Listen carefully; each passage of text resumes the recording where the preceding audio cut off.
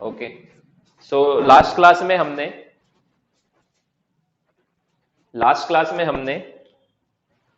Constraint motion के बारे में पढ़ रहे थे। जैसे पुली के साथ ब्लॉक कनेक्टेड है, तो एक ब्लॉक ऊपर जा रहा है, दूसरा ब्लॉक नीचे आ रहा है, तो कितनी स्पीड से ऊपर नीचे जा रहा है, इस तरह के कुछ क्वेश्चंस किए थे हमने। ठीक है, बट उस मेथड से एक लिमिटेशन होती है कि हम उस कुछ टफ क्वेश्चन सोल्व नहीं कर पाते। बट मैं चाहता हूं कि आप टफ से टफ क्वेश्चन भी अच्छे से सोल्व कर पाओ। तो एक और मेथड है जो लास्ट क्लास में मैंने स्टार्ट तो की थी बट पूरी नहीं हो पाई थी। तो उस मेथड का नाम क्या है? Effective length method. Effective length method. ठीक है, फिर से देखते हैं। देखो,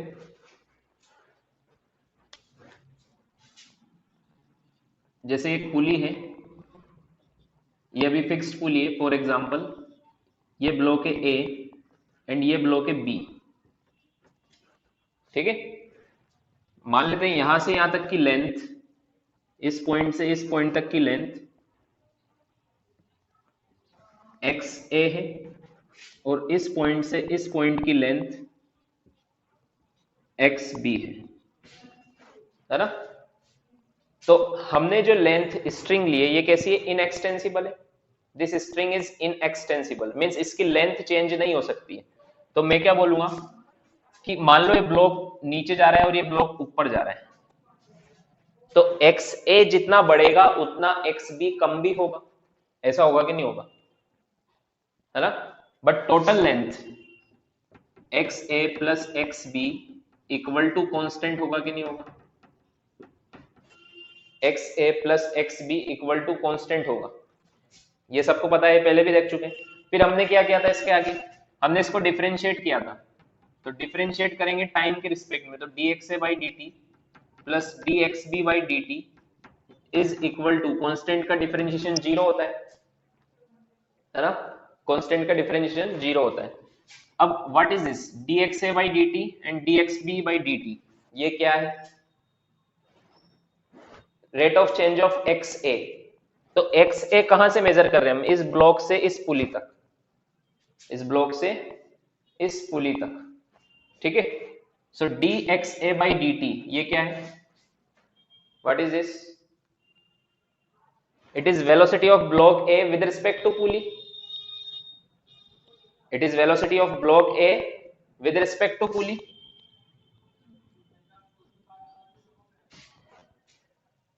it is velocity of block A with respect to pulley. ठीक है, इस केस में पुली तो रेस्ट पर है, इस केस में पुली रेस्ट पर है ना? तो वेलोसिटी ऑफ ए, इसको क्या लिखेंगे? Velocity of A with respect to pulley को क्या लिखेंगे? Velocity of A minus velocity of pulley, ऐसे लिखेंगे ना? ठीक है, तो इस केस में पुली रेस्ट पर है, तो क्या हुआ? हम लिख तो सकते हैं v p is equal to zero हो जाएगा। तो velocity of A with respect to pulley क्या होगा? वेलोसिटी ऑफ ए होगा।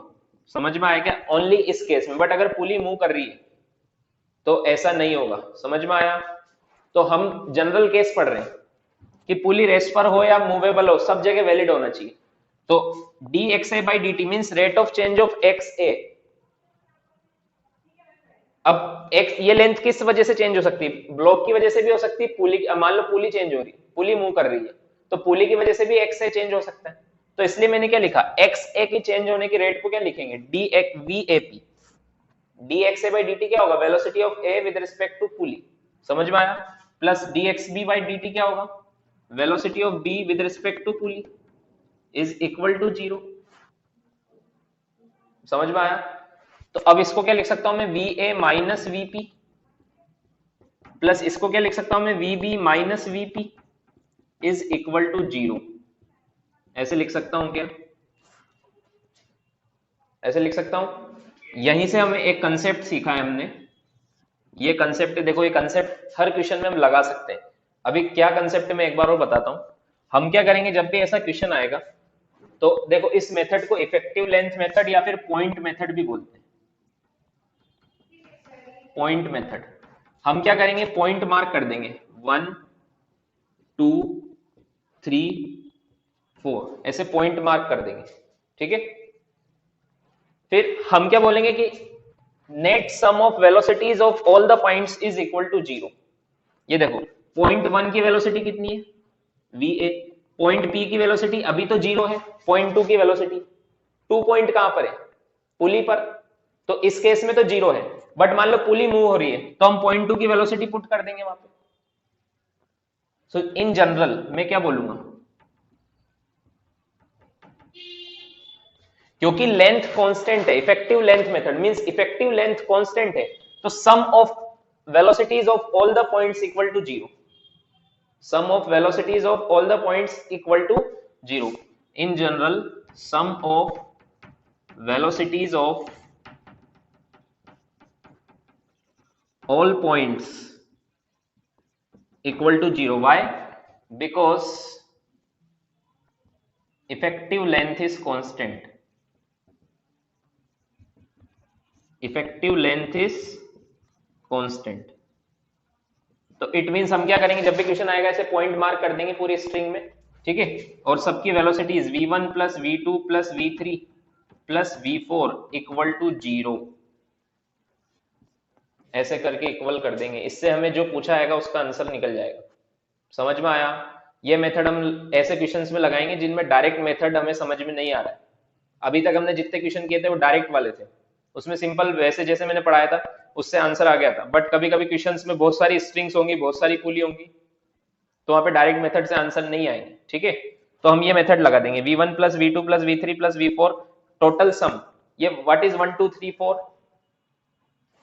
1 2 3 4 is the points marked on the string, 1 2 3 4 is the points marked on the string. String जो है, जो सबसे बड़ी स्ट्रिंग होगी, इसमें तो एक ही स्ट्रिंग है, मान लो बहुत सारी स्ट्रिंग है तो हमें सबसे बड़ी वाली स्ट्रिंग लेनी है, ठीक है। तो 1 2 3 4 उस पॉइंट पर, उस स्ट्रिंग पर पॉइंट मार्क करेंगे, फिर उनकी वेलोसिटी देखेंगे।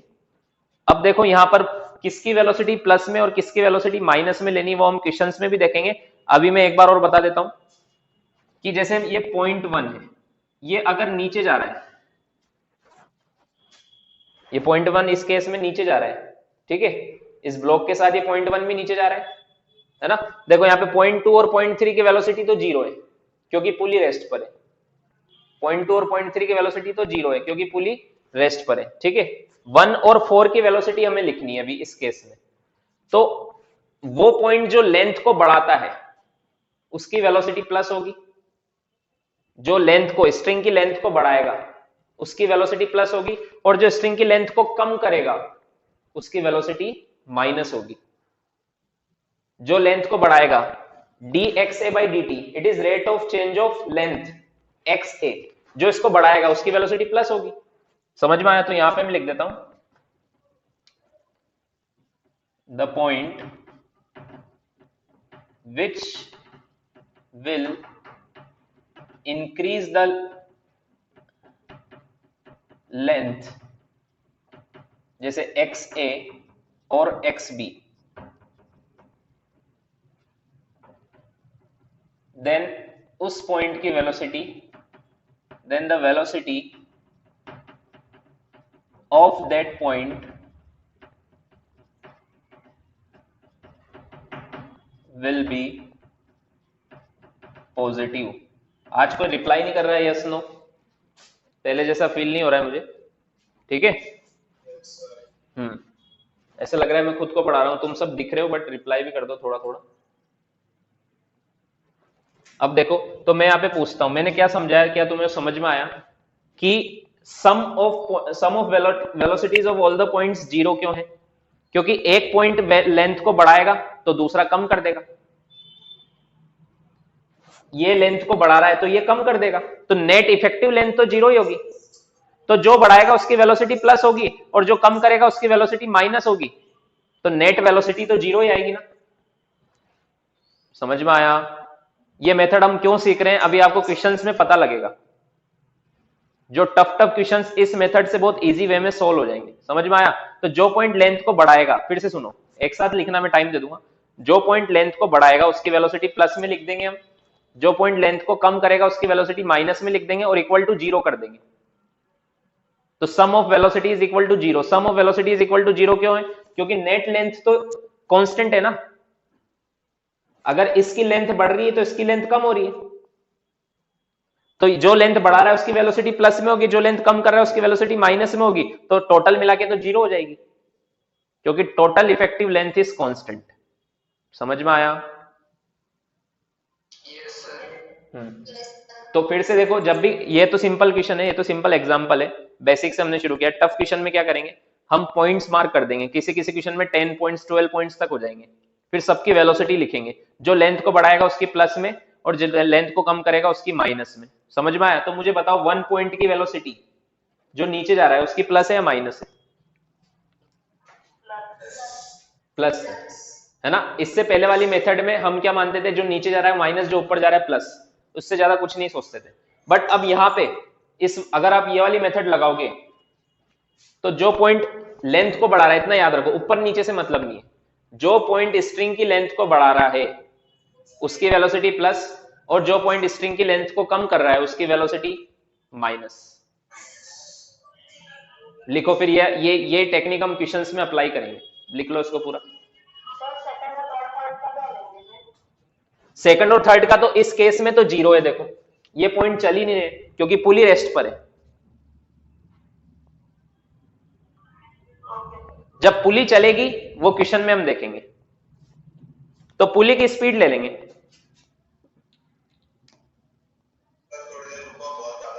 हाँ हाँ लिखो, आराम से लिखो।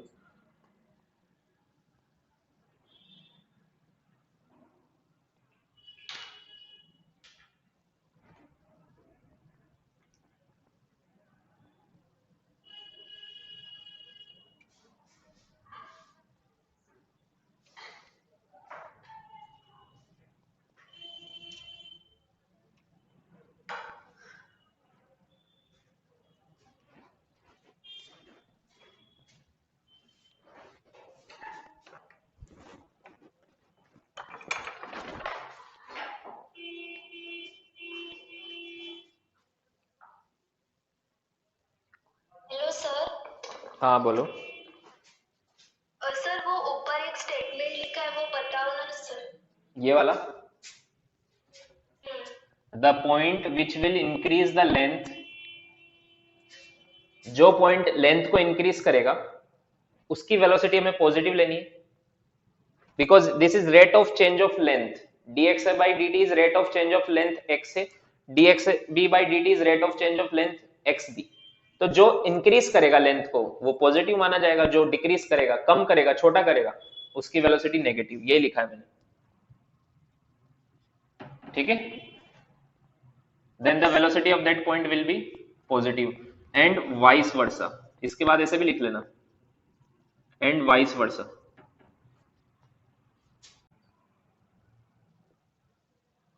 चलो लिख लिया सबने? उसको बोल दो वापस से लॉगिन रिक्वेस्ट सेंड करने के लिए। हाँ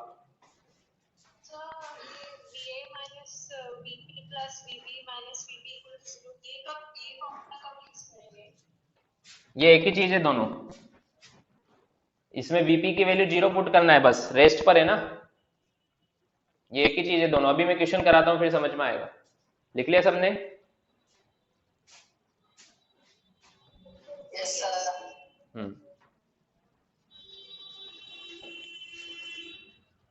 हिमांशु यजुर को बोलो फिर से भेजने के लिए।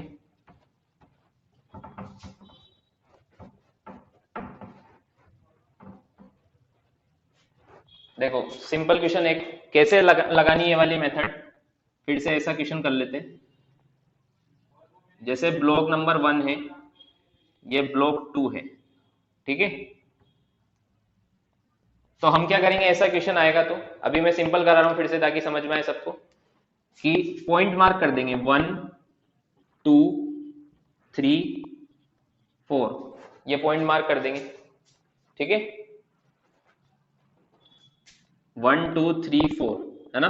अब ये पॉइंट मान लो ये ऊपर जा रहा है और ये नीचे जा रहा है, ठीक है।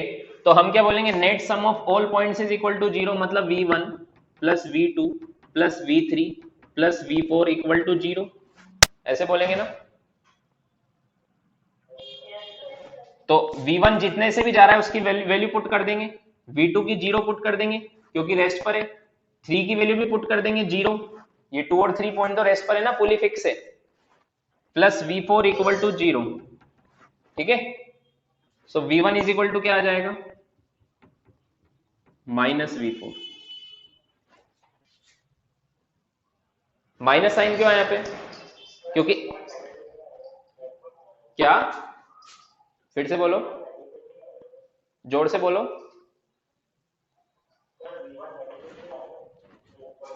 ऊपर जा रहा है तो एक नेगेटिव तो एक पॉजिटिव होगा ना, इसलिए तो माइनस साइन का आ रहा है यहाँ पे डिफरेंस। मैंने डेटा नहीं गिवन है, डेटा गिवन होता तो मैं माइनस में पुट करता है इसको, जैसे 2 से ऊपर जा रहा है तो इसको मैं -2 पुट करता तो ये +2 आ जाता आंसर। समझ में आया?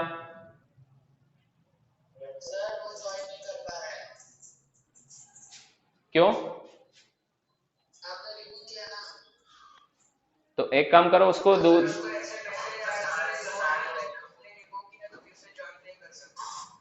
दूसरे अकाउंट से लॉगिन करने को बोल दो।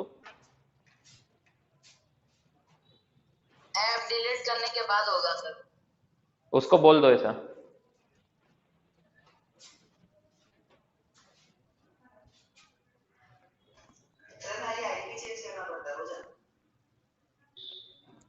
उसको बोल दो मेरा फोन फ्लाइट मोड पे, मैं रिकॉर्डिंग पे लगाया हुआ है, इसलिए मैं नहीं बोल पाऊंगा उसको।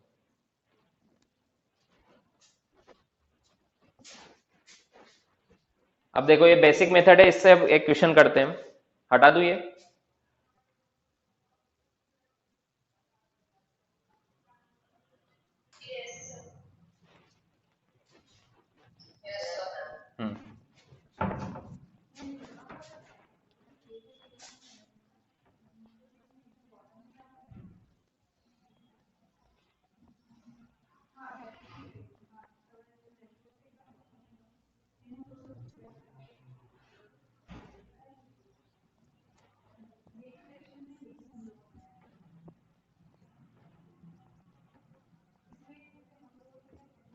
देखो ऐसा क्वेश्चन हमने पहले वाली मेथड से किया था, अब ये वाली मेथड से मैं करके बताता हूँ।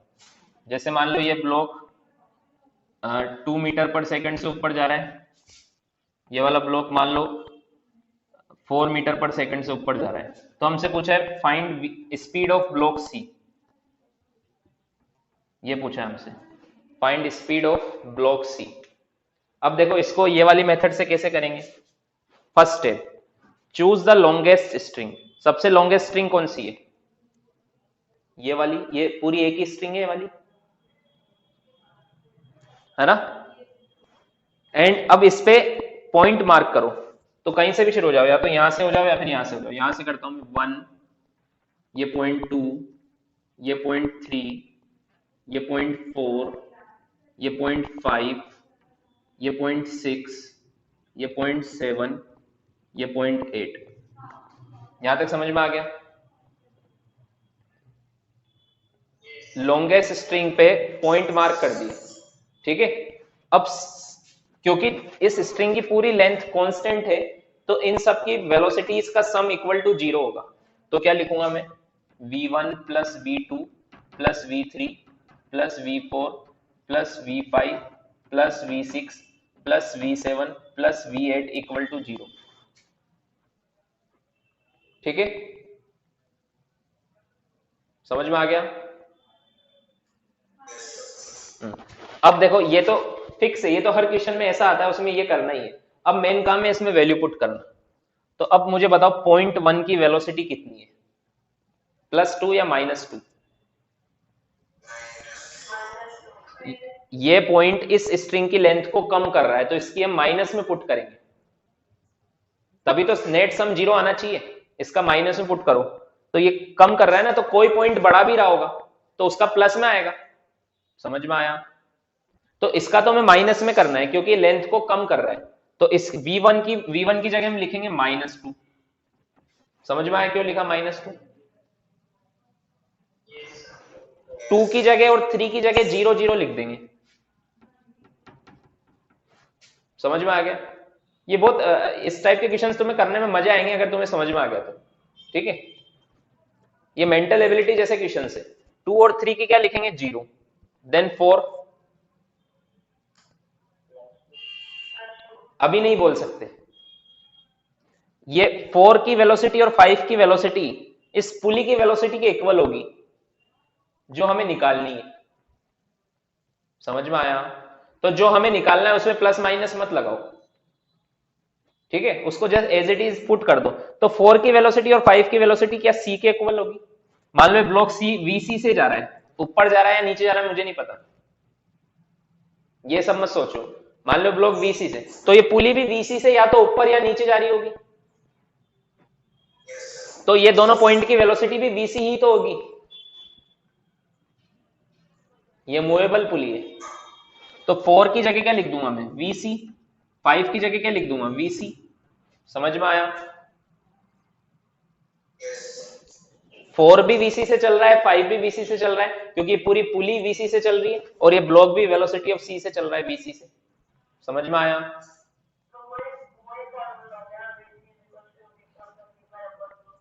हाँ, इस मैं बेसिक से, मैं सारे क्वेश्चन डायरेक्ट टफ क्वेश्चन नहीं कराऊंगा, ये वाला क्वेश्चन उस मेथड से भी हो सकता है, इसलिए मैंने उससे भी कराया, इससे भी करा रहा हूँ, ठीक है। डायरेक्ट टफ कराऊंगा तो तुम्हें टफ लगेगा, ठीक है।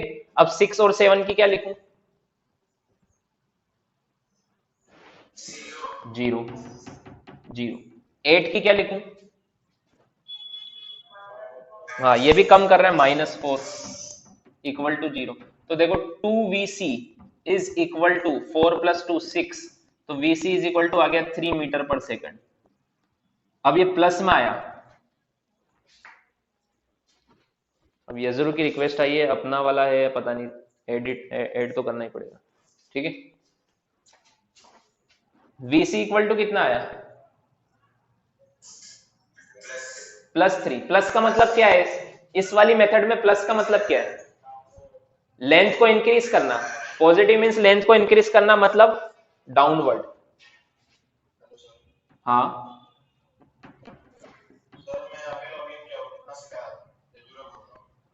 बस ये क्वेश्चन मैं बताता हूँ, सब लिखेंगे तब मैं तुम्हें बताता हूँ।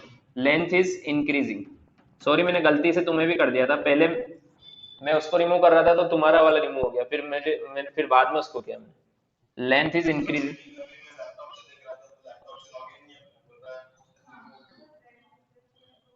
हाँ, वो एक बार रिमूव करने के बाद नहीं होता है, ठीक है। प्लस का मतलब क्या? अभी तो हो गया ना, अभी तो दिख रहा है ना तुम्हें। लेकिन मैं मोबाइल से कनेक्ट किया हूँ, लैपटॉप पे अच्छा दिखता है ना बड़े स्क्रीन पे। ठीक है, वैसे कर लो। So length is increasing means it is going downwards.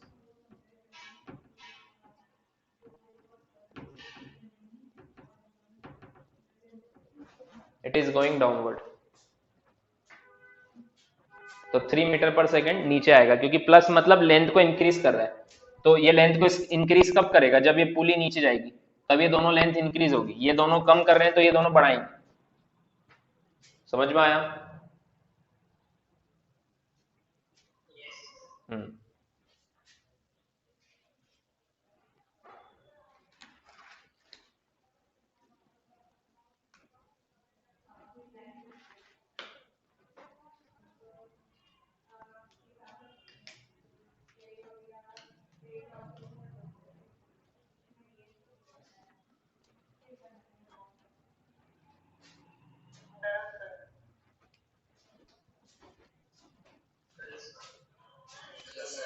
हाँ, सर इसका ग्रुप पे एसएस भेजोगे? क्या भेजना है? स्क्रीनशॉट। यार मोबाइल पे रिकॉर्डिंग चल रही है अभी, किसी और को भेज दो, वो भेज देगा मोबाइल से लेके।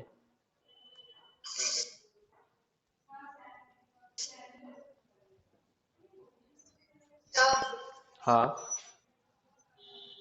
सर यहाँ पे हम लोग ने V4 और V5 दोनों को अलग अलग VC क्यों माना? क्योंकि ये भी लेंथ को चेंज कर रहा है और ये भी, इसकी भी अलग स्पीड लिखनी है, इसकी भी अलग लिखनी है, दोनों की स्पीड सेम है, तो क्या हुआ, लिखना तो 2 बार पड़ेगा ना। दोनों की स्पीड सेम है, बट ये भी तो लेंथ को इंक्रीज या डिक्रीज कर रहा है, तो इसका भी काउंट करेंगे। ये भी लेंथ को इंक्रीज या डिक्रीज कर रहा है, तो इसका भी काउंट करेंगे।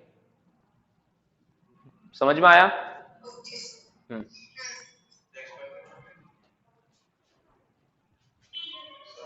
हाँ हाँ, तुमने ज्वाइन कर लिया? ओके।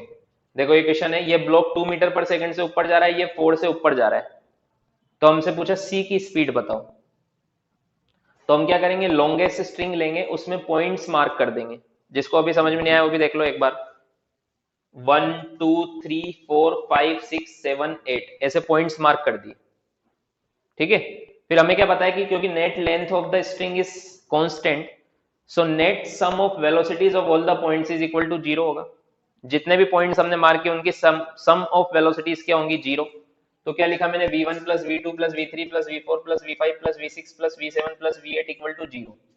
0 क्यों होता है, क्योंकि जो लेंथ को कम कर रहा होगा तो कोई और बढ़ा भी रहा होगा, ये दोनों लेंथ को कम कर रहे हैं तो ये बढ़ा रहा है एक तरह से, तो नेट सम तो 0 ही होगा ना। इन दोनों की वेलोसिटी नेगेटिव होगी, इन दोनों की पॉजिटिव होगी, ये दोनों पॉइंट की। समझ में आया। तो v1 की क्या लिखेंगे, -2, क्योंकि लेंथ को कम कर रहा है। ये 1 पॉइंट ब्लॉक ए पर है तो ये 2 से ऊपर जा रहा है तो लेंथ को कम कर रहा है, तो -2। v2 और v3 की क्या लिखेंगे, 0, क्योंकि ना तो ये बढ़ा रहे हैं ना कम कर रहे हैं, तो रेस्ट पर है। 4 और 5 की क्या लिखेंगे, ये 4 और 5 तो डायरेक्ट इस ब्लॉक से कनेक्टेड है ना, जिस स्पीड से ब्लॉक चलेगा उस स्पीड से ये दोनों पॉइंट भी चलेंगे। तो 4 और 5 को मैंने लिख दिया vc, जो हमें निकालना है। फिर v6 और v7 इन दोनों की 0, एंड v8 का -4, क्योंकि 4 से लेंथ को कम कर रहा है तो -4, तो इससे vc इज इक्वल टू आ गया 3। 3 प्लस में आया, प्लस मतलब लेंथ को इंक्रीज कर रहा है, सो नीचे जा रहा होगा। सो आंसर में हम ऑप्शन हमें चूज करना होगा 3 मीटर पर सेकंड डाउनवर्ड्स। सर मतलब नीचे जाएगा तो प्लस में, ऊपर जाएगा तो माइनस। नहीं ऐसे नहीं याद रखना है, नीचे जाएगा तो प्लस में, ऊपर जाएगा तो माइनस में। अगर लेंथ बढ़ रही है तो प्लस और लेंथ कम हो रही है तो माइनस, ठीक है। सर अगर इसमें हम कोई ऐसा बॉक्स का वेलोसिटी देखें मतलब a का, तो वो तो +2 आना चाहिए ना। अगर आप वो वाला मेथड लगाओगे va प्लस vb बाई 2 में, तो उसमें हम साइन कन्वेंशन के हिसाब से पुट करते हैं, ऊपर साइन कन्वेंशन बोलता है प्लस और नीचे माइनस, ठीक है। बट इसमें वाला मेथड नहीं लगा रहे हम। इसमें क्या मेथड लगा रहे हैं, जो लेंथ को बढ़ा रहा है वो प्लस और जो लेंथ को कम कर रहा है वो माइनस।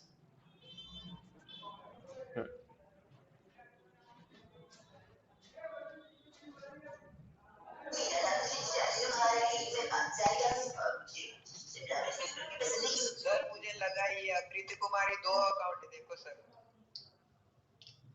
अरे तो मैसेज ही किया था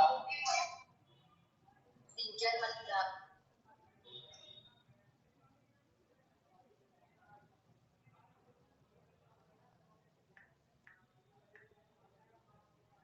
यजुर तुम ऑलरेडी हो ना मीटिंग में। सर आकृति कुमार सर वो बार बार नाम चेंज करके आ रहा है सर, पहले यजुर्वा के नाम से आया, अभी अकृति कुमारी के नाम से आया। आकृति कुमारी तो, आकृति कुमारी तो एक ही है। नो सर अभी आपने रिमूव किया ना जिसको। ठीक है यार, इग्नोर करो। चलो लिख लिया सबने। Yes sir. ये जो भी कर रहा है उसको ये सब करने के लिए रेजोनेंस में एडमिशन लिया है क्या। इससे अच्छा अपनी फीस वापस ले लो और मत पढ़ो यहाँ पे।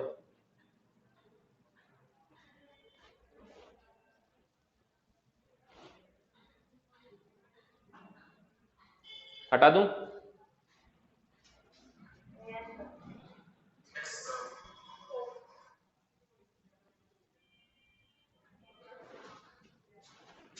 तो कंसेप्ट याद रखना है, जो पॉइंट लेंथ को बढ़ा रहा है उसकी वेलोसिटी प्लस में लेनी है, और जो पॉइंट लेंथ को कम कर रहा है उसकी वेलोसिटी माइनस में, ठीक है।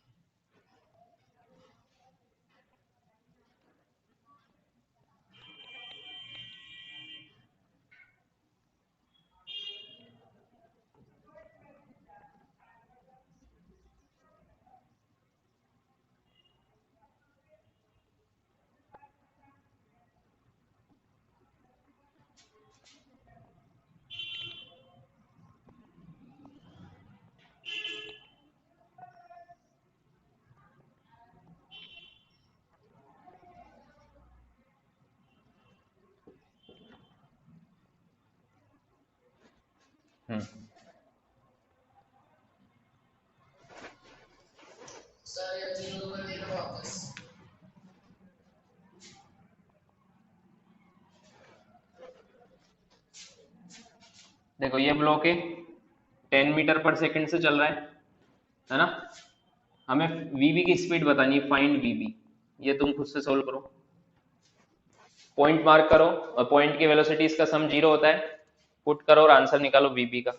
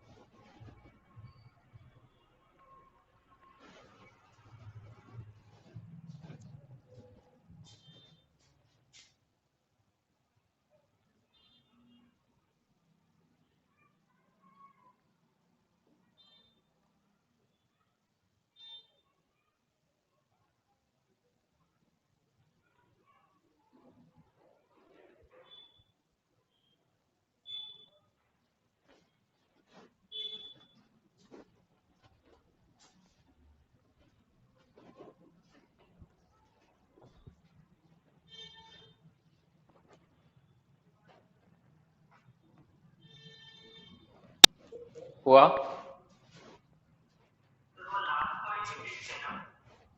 हाँ ये पॉइंट फिक्स है, ये वाला पॉइंट फिक्स है ग्राउंड पर।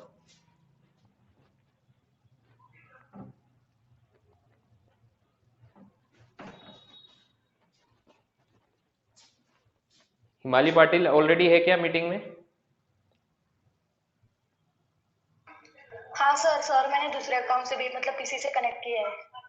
एडमिट करना है क्या तुम्हारा ही है? हाँ सर, हाँ सर मेरा ही है।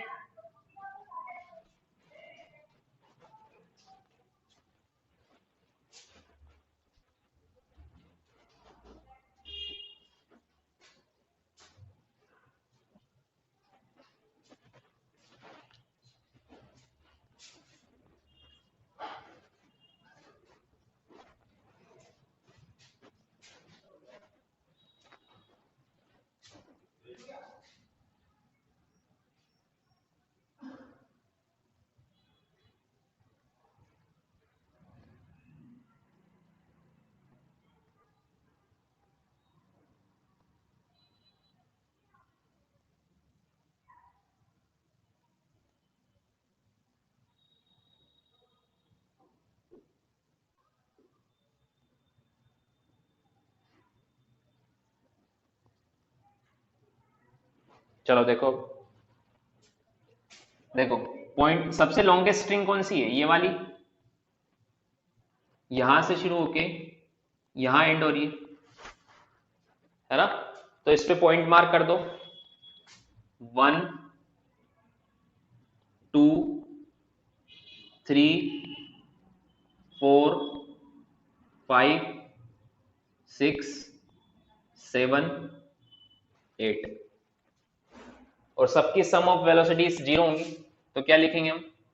v1 plus v2 plus v3 plus v4 plus v5 plus v6 plus v7 plus v8 equal to 0। अब जो लेंथ को बढ़ा रहा है उसकी प्लस में, जो लेंथ को कम में कर रहा है उसकी माइनस में, और जो निकालना है उसको प्लस माइनस कुछ नहीं रखना है। ठीक है, तो 1 पॉइंट की वेलोसिटी, वेलोसिटी ऑफ पॉइंट 1 क्या लिखेंगे? vb। प्लस माइनस नहीं लिखना है, हमें आंसर से पता लग जाएगा वो, तो प्लस में आया या माइनस में आया। तो 1 पॉइंट की वेलोसिटी लिखेंगे वीबी, 2 की, हाँ वी ए कितने से चल रहा है 10 से, तो ये वाली पुली भी, ये भी 10 से इधर चल रही होगी क्योंकि इससे कनेक्टेड है, यहां से देखो तो ये भी 10 से चल रही होगी। तो 2 और 3 पॉइंट भी 10 से चल रहे होंगे, है ना।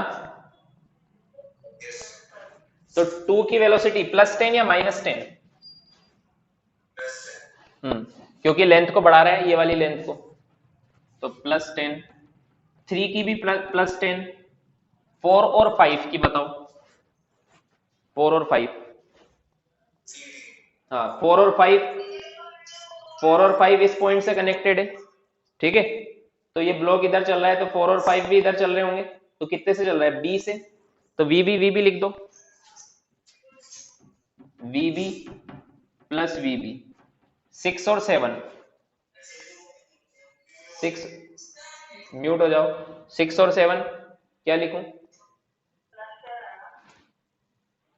6 और 7 की एक एक वाली होगी ना, तो 10 + 10 दोनों 10 से बढ़ा रहे हैं, और V8 होगा 0, क्योंकि 8 पॉइंट तो फिक्स है, समझ में आ गया, इक्वल टू 0। तो कितना VB है, 1 2 3, 3 VB is equal to 1 2 3 4, 40 minus का, तो VB इज इक्वल टू क्या आ गया, नेगेटिव मतलब क्या है, राइट या लेफ्ट, किधर जा रहा है बताओ, हाँ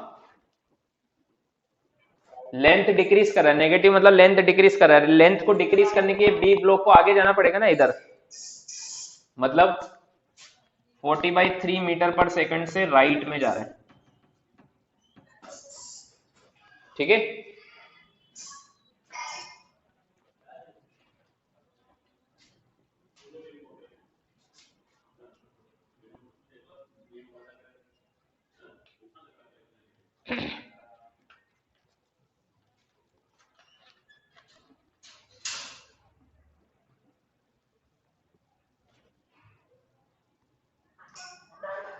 डन।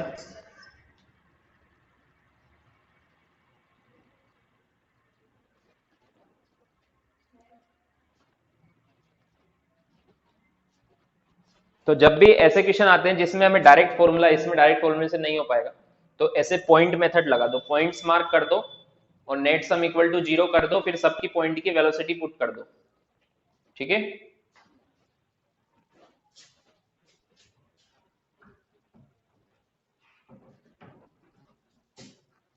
देखो कंस्ट्रेंट मोशन चल रहा है, इसमें हमने अभी तक स्ट्रिंग कंस्ट्रेंट पढ़ा है, नेक्स्ट इज वेज कंस्ट्रेंट।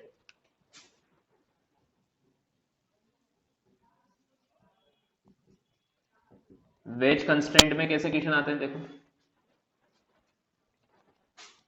जैसे मान लो ये एक ब्लॉक है बी और ये एक ब्लॉक है ए,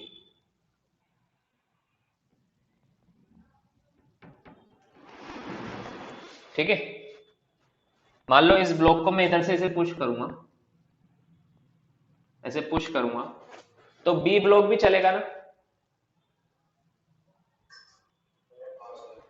बी ब्लॉक भी चलेगा। मान लो मैं ए मान लो 2 मीटर पर सेकंड से चल रहा है, तो बी कितने से चलेगा, मान लो, हाँ वी, तो बी भी 2 मीटर पर सेकंड से ही चलेगा, तो मीन्स वीबी भी 2 मीटर पर सेकंड से ही आएगा, मतलब यहां पर वीबी इक्वल टू वीए होगा, होगा कि नहीं होगा, समझ में आया। ये कंस्ट्रेंट है यहाँ पे कि ए ब्लॉक को आप चलाओगे तो बी भी चलेगा, आया समझ में। लिखो इसको, ये तो सिंपल क्वेश्चन है, सॉरी, है ना। क्यों चलेगा, तभी तो कांटेक्ट बना रहेगा, कांटेक्ट है इनके बीच में, to maintain the contact,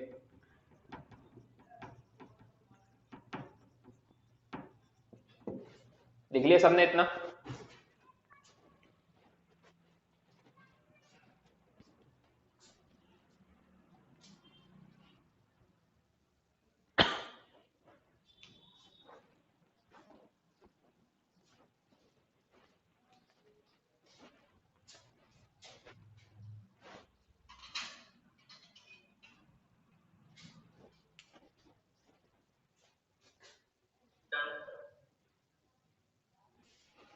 done. अब देखो, अगर मैं इस ब्लॉक को इधर चलाऊं, अब बी ब्लॉक चलेगा क्या?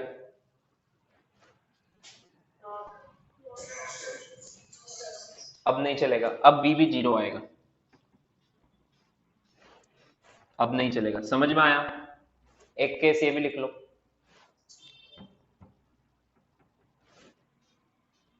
जल्दी से लिख लो।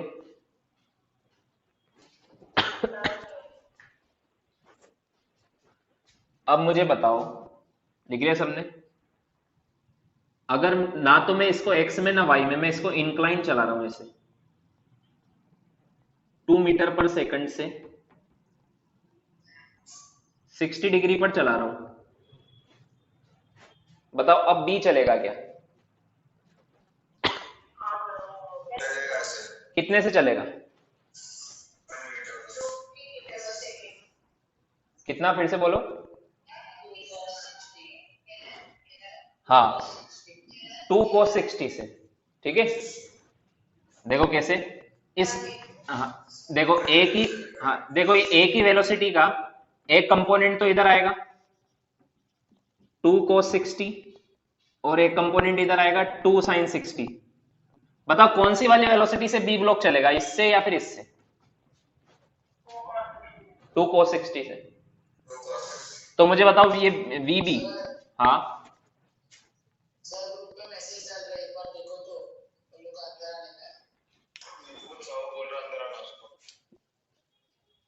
निपुण को दीपक भी है क्या?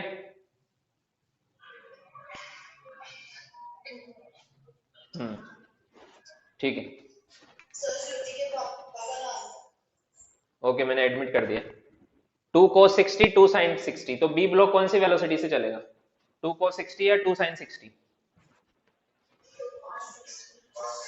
हाँ, तो कहने का मतलब क्या है, आपको ऑलरेडी समझ में आ गया कि ये वाली वेलोसिटी से ये वाले ब्लॉक में कोई भी चेंज नहीं आएगा चलने के लिए, ओनली ये वाली वेलोसिटी। तो ये कितनी है?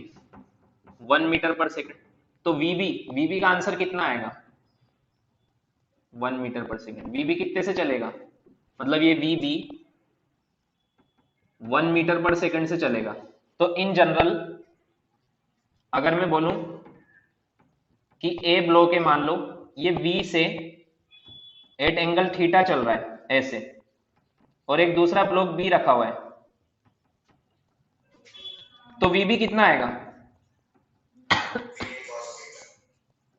VB आएगा VA cos थीटा। कौन सा कंपोनेंट लिया आपने मुझे बताओ? वो कंपोनेंट लेना है, हमें वो कंपोनेंट लेना है जो सरफेस ऑफ कॉन्टेक्ट के परपेंडिकुलर हो। ये सरफेस ऑफ कॉन्टेक्ट है, इसके परपेंडिकुलर, जैसे ये सरफेस ऑफ कॉन्टेक्ट था तो ये कंपोनेंट इसके परपेंडिकुलर था और ये पैरेलल था। तो कौन सा कंपोनेंट लेना है हमें? ये सरफेस ऑफ कॉन्टेक्ट है।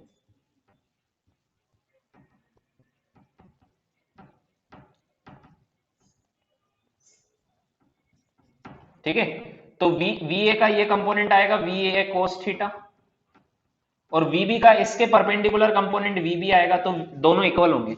मतलब मैं क्या बोल सकता हूं कि perpendicular component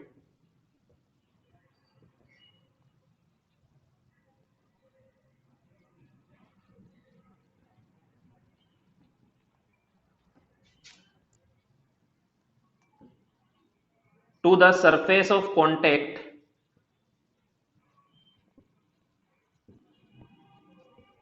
perpendicular components of the block to the surface of contact are equal।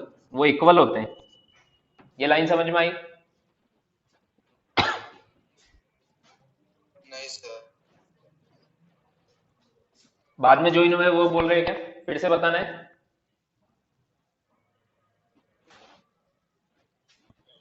इधर देखो ये ब्लॉक है ए वाला, ये 2 मीटर पर सेकंड से इधर जा रहा है 8 एंगल 60 डिग्री, ठीक है।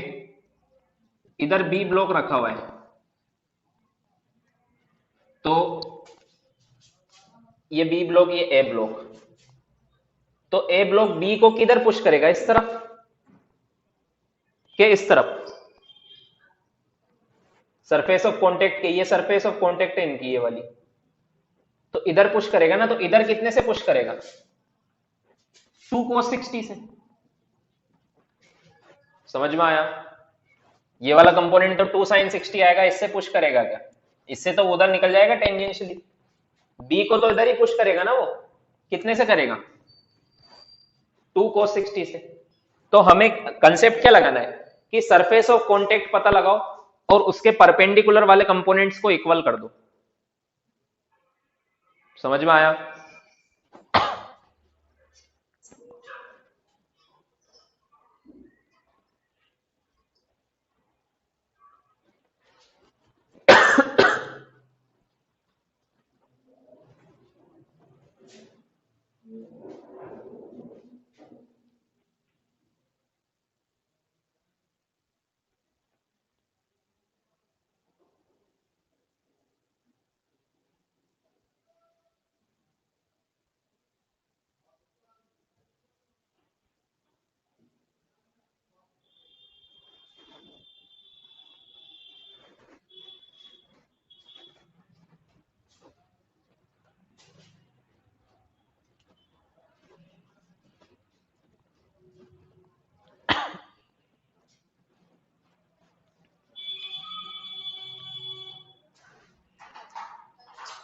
डन।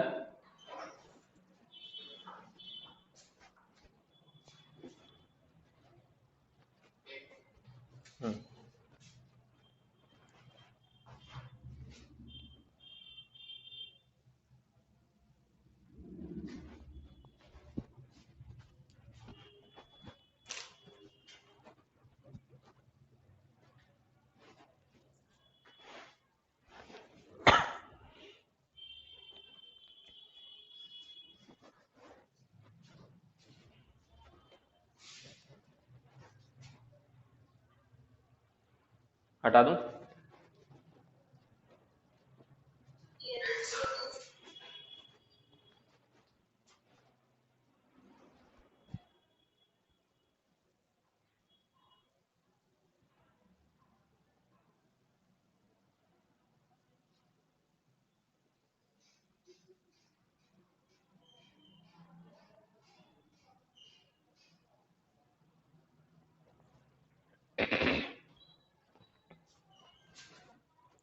चलो एक क्वेश्चन लिखता हूं इधर में।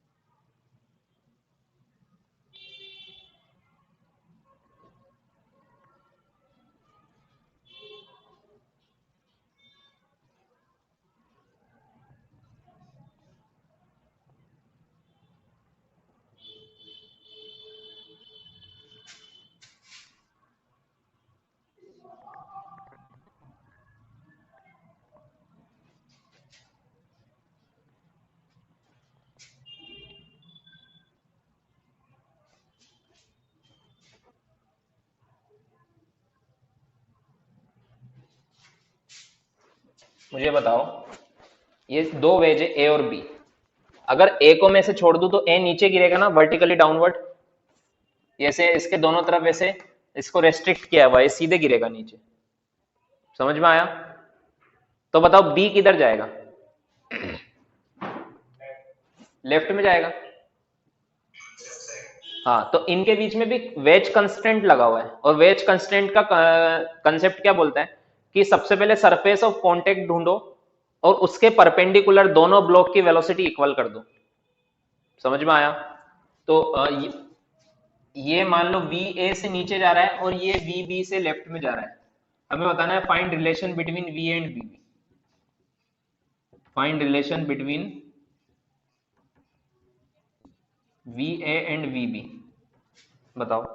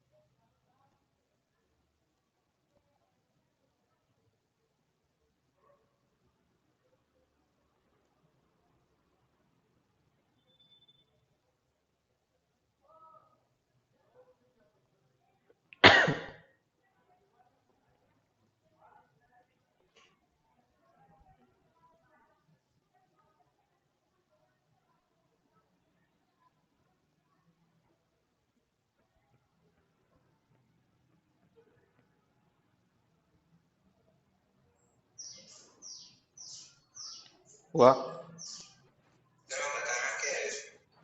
रिलेशन बताना है बी और बी में, और थीटा, ये एंगल थीटा है।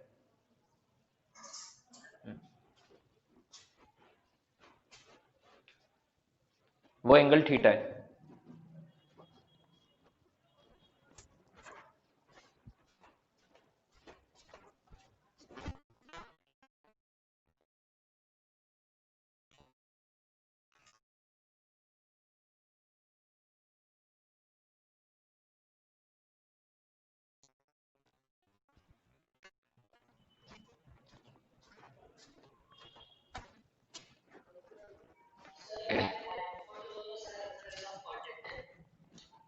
क्या बोल रहे हो? ये है ना सरफेस, हाँ ये है सरफेस ऑफ पॉइंट।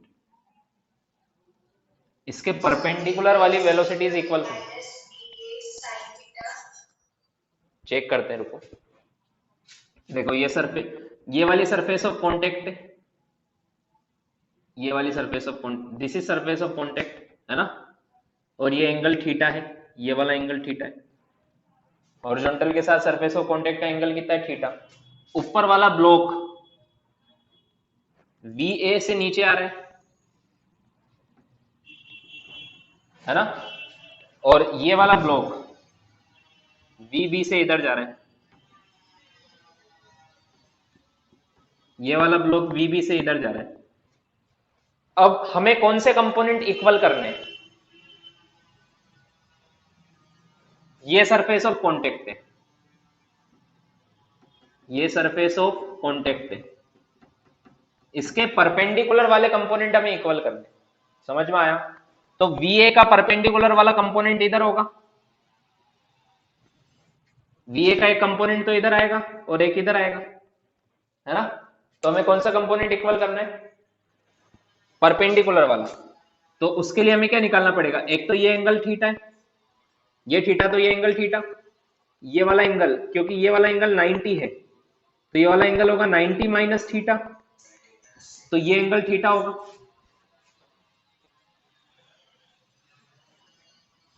है ना।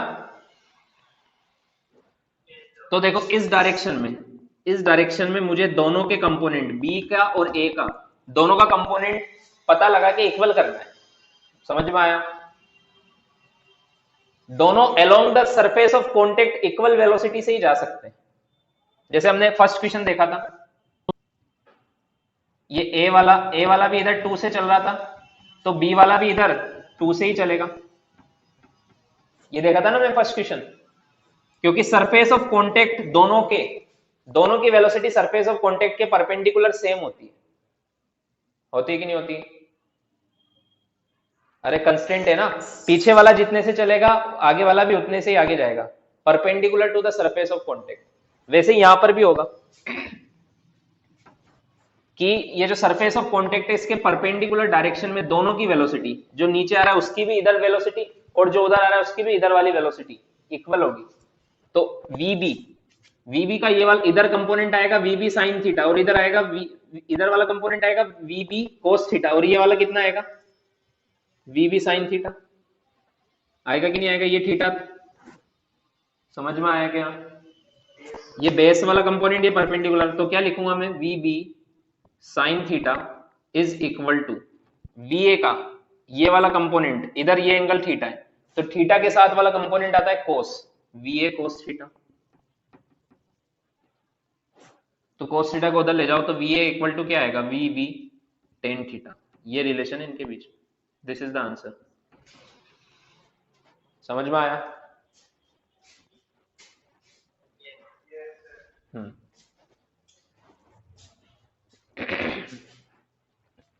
क्योंकि वीए का परपेंडिकुलर कंपोनेंट सरफेस के वीए कोस थीटा आएगा और इसका इस सरफेस के कंपोनेंट वीबी साइन थीटा आएगा, दोनों इक्वल होंगे।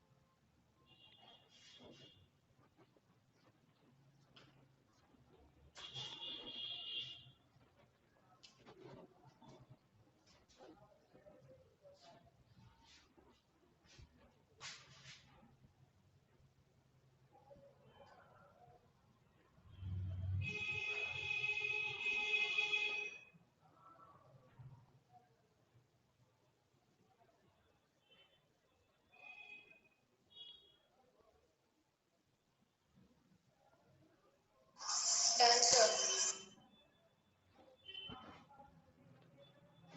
डन। एक और क्वेश्चन करो।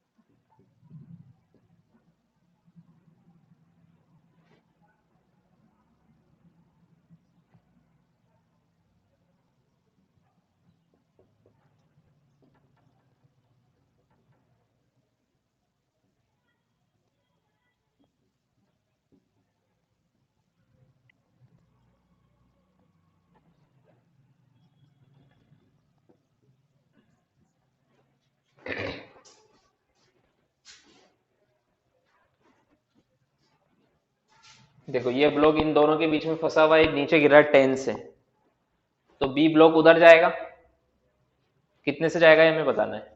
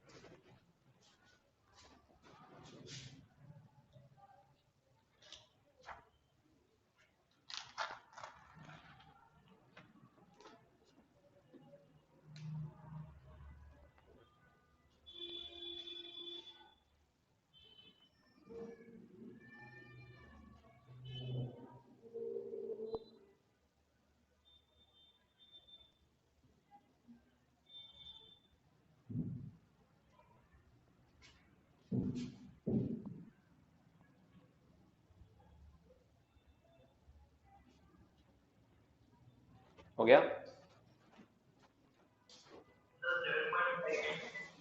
चेक करते हैं।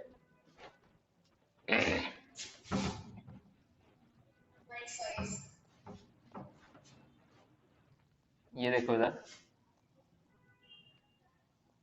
ये सरफेस ऑफ कांटेक्ट है, तो इस सरफेस ऑफ कांटेक्ट के ये angle surface of contact 53 degree बना रही। This is surface of contact. इसके परपेंडिकुलर वाले कंपोनेंट निकालने हैं दोनों ब्लॉक के और उनको इक्वल करना है, ठीक है। सो बी वाला ब्लॉक तो इधर जा रहा है बी से, और ए नीचे जा रहा है, ए नीचे जा रहा है कितने से? 10 से। तो हमें इस डायरेक्शन में दोनों के कंपोनेंट निकालने और इक्वल करना है सरफेस ऑफ कांटेक्ट के परपेंडिकुलर। ये परपेंडिकुलर है, नॉर्मल है, ठीक है। तो ये 53, तो ये 37, तो ये 53, तो ये 37। समझ में आया? यहां तक समझ में आया? अब दोनों के कंपोनेंट ले लो। तो VB का इसके अलोंग कंपोनेंट होगा, इस डायरेक्शन के अलोंग कंपोनेंट होगा VB cos 37, और VA का इस तरफ कंपोनेंट होगा tan cos 53। समझ में आया? तो VB इंटू cos 37 होता है 4/5 is equal to 10 into cos 53 होता है 3/5। 5 से 5 कैंसिल, ठीक है। तो VB आएगा 30/4 मीन्स 7.5 मीटर पर सेकेंड। सही आया था, 7.5 मीटर पर सेकेंड, ठीक है।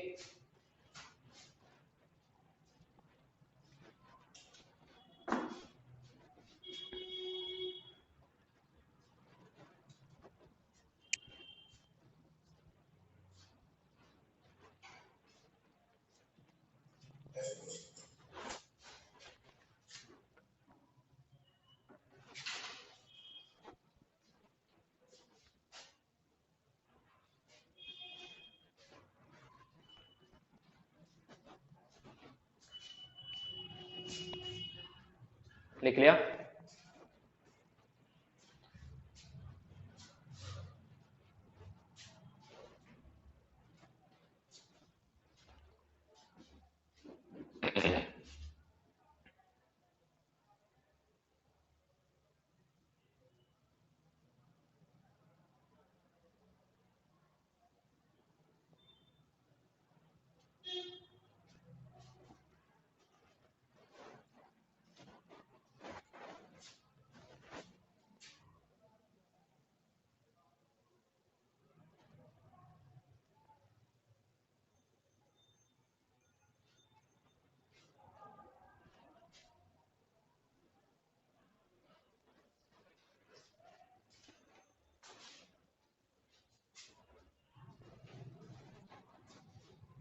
लिख लिया?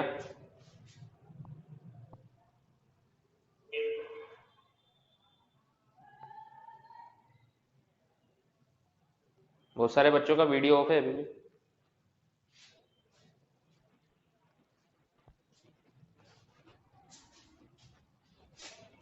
हटा दूं? ओके, अब नेक्स्ट टॉपिक लिखो। देखो चैप्टर है Newton's laws of motion, but अभी तक हमने एक भी लॉज वगैरह नहीं पढ़े, ठीक है। अभी तक हम कंस्टेंट मोशन पढ़ रहे थे। देन अब नेक्स्ट टॉपिक लिखो फोर्स। नेक्स्ट टॉपिक लिखो फोर्स। फोर्स पढ़ने के बाद हम लॉस पढ़ेंगे, ठीक है। फोर्स, देखो फोर्स बहुत सिंपल सी चीज है। जैसे मैंने बोला कि ये ऑब्जेक्ट है, अभी ये रेस्ट पर है, तो इसको रेस्ट से मोशन में लाना है, तो बताओ क्या लगाना पड़ेगा? फोर्स अपने आप तो आएगा नहीं, है ना। फिर वापस मोशन से रेस्ट में लाना है, तो क्या लगाना पड़ेगा? फोर्स ही लगाना पड़ेगा, अपोजिट डायरेक्शन। मान लो ये ब्लॉक u की स्पीड से चल रहा है, इसकी स्पीड को v करना है, क्या लगाना पड़ेगा? फोर्स। स्पीड को बढ़ाना है, स्पीड को कम करना है, या फिर डायरेक्शन चेंज करना है। डायरेक्शन चेंज करना है तो भी फोर्स लगाना पड़ेगा। जैसे मान लो पार्टिकल इधर जा रहा है, इसको ऐसे इधर से ले जाके फिर यहां घुमाना है इसे, तो फोर्स लगाना पड़ेगा ना। डायरेक्शन चेंज करने के लिए भी फोर्स ही लगाना पड़ता है। समझ में आया? तो हर चीज के लिए फोर्स कुछ भी अपने आप नहीं होगा। बॉडी रेस्ट पर है तो रेस्ट पर ही रहेगी, वरना जब तक आप फोर्स नहीं लगाओगे, या फिर मोशन में तो मोशन में ही रहेगी जब तक आप फोर्स नहीं लगाओगे। तो स्पीड बढ़ाना है, कम करना है, डायरेक्शन चेंज करना है, रेस्ट से मोशन में लाना है, मोशन से रेस्ट में लाना है, सबके लिए क्या चाहिए? सबका कोज क्या है? फोर्स। समझ में आया? तो लिखो फोर्स की डेफिनेशन। पुश और पुल,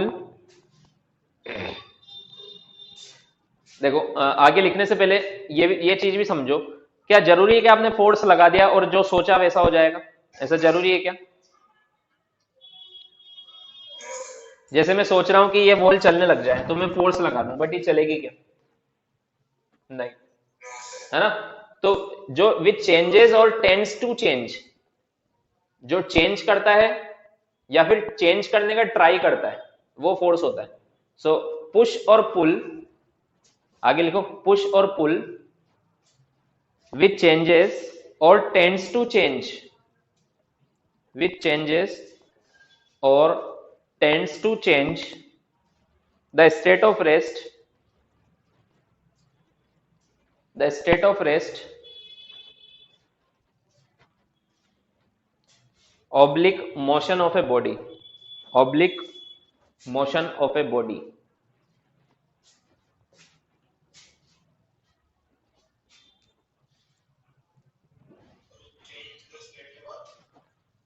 oblique state of rest or motion of a body. Push or pull which changes or tends to change, push or pull which changes or tends to change the state of rest or motion of a body. ठीक है? अब मुझे बताओ, force scalar quantity है vector quantity?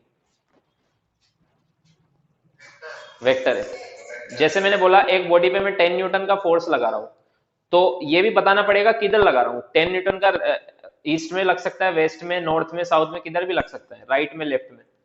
जब तक मैं नहीं बताऊंगा तब तक आपको पता नहीं लगेगा फोर्स किधर लग रहा है। सो फोर्स की डायरेक्शन होती है, लिख लो, it is a vector quantity. ठीक है? सो फोर्स में तीन चीज बहुत इंपॉर्टेंट है। एक तो इसका मैग्नीट्यूड, फोर्स ज्यादा लग रहा है कम लग रहा है, ठीक है, मैग्नीट्यूड। एक इसकी डायरेक्शन, एक पॉइंट ऑफ एप्लीकेशन। डायरेक्शन मतलब किस डायरेक्शन में फोर्स लग रहा है, जिधर फोर्स लग रहा है उसी तरफ उसका इफेक्ट आएगा। ठीक है? Then point of application, point of application की किसी भी बॉडी पे फोर्स लग किधर रहा है। समझ में आया? इसका भी बहुत इंपॉर्टेंट फैक्टर है। जैसे मान लो कि एक रोड है, ठीक है, ये ऐसे घूम सकती है, अगर इस पे कोई फोर्स लगाए तो ये ऐसे ऐसे घूम सकती है ना? तो डिपेंड करता है फोर्स किधर लगा रहे हो। मान लो आप फोर्स यहां लगा रहे हो तो कम फोर्स में ही घूम जाएगी, और फोर्स यहां लगा रहे हो तो ज्यादा फोर्स लगेगा। समझ में आया क्या? तो पॉइंट ऑफ एप्लीकेशन, किधर फोर्स लगा रहे हो उस पर भी डिपेंड करता है। ठीक है? हालांकि ये वाली चीज अभी हम नहीं पढ़ेंगे, ये हम रोटेशनल मोशन में पढ़ेंगे, घूमने वाला इफेक्ट हम रोटेशनल, अभी हम फोर्स का सिर्फ लीनियर इफेक्ट पढ़ेंगे। ठीक है? रोटेशनल इफेक्ट नहीं पढ़ेंगे अभी, बट समझ के रखो कि पॉइंट ऑफ एप्लीकेशन का मतलब भी, हाँ इसे टॉर्क बोलते हैं ना? हाँ, इसे टॉर्क बोलते हैं। Rotating effect of force is called torque. ठीक है? Force into distance, perpendicular distance. So इस फोर्स का टॉर्क ज्यादा आएगा, इस फोर्स का टॉर्क कम आएगा। पॉइंट ऑफ एप्लीकेशन पे भी डिपेंड करता है। समझ में आया? लिख लो।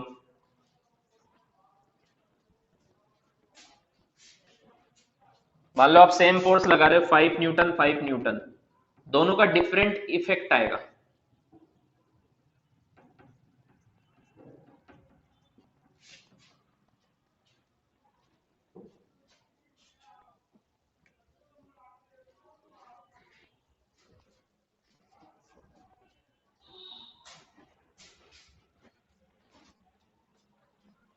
देखो फोर्स और Newton's laws of motion kinematics में आते हैं या डायनेमिक्स में आते हैं? स्टार्टिंग में पढ़ाया था मैंने।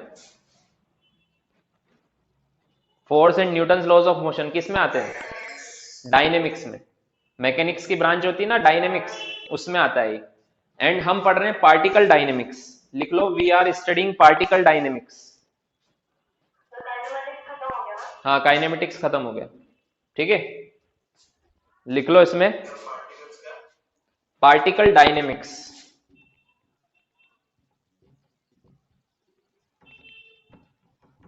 ऐसे लिख लो, वी आर स्टडिंग पार्टिकल। ये अजम्पशन है, हमारा अजम्पशन है, हम एवरी बॉडी को पार्टिकल मान के ट्रीट करने वाले हैं।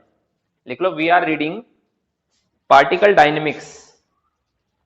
अजम्पशन करके लिख लो, this is our assumption, we are reading particle dynamics.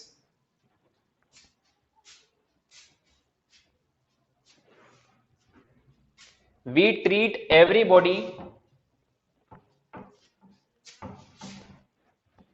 Particle dynamics में क्या होता है? पार्टिकल डायनेमिक्स में हम क्या अज्यूम करते हैं कि जितनी भी बॉडी है सबको हम पॉइंट मास अज्यूम करते हैं। We treat every body to be a point mass. जैसे मान लो ये कोई बॉडी है, इस पे मैंने फोर्स लगाया, ठीक है, तो इसको मुझे क्या अज्यूम करना है? पॉइंट मास। ये एम मास की बॉडी है, तो इस पॉइंट मास का मास भी एम ही होगा, और इस पे मैंने फोर्स लगाया एफ। तो we treat every body to be a point mass in particle dynamics. सभी बॉडी को हमें क्या ट्रीट करना है? Point mass. ठीक है,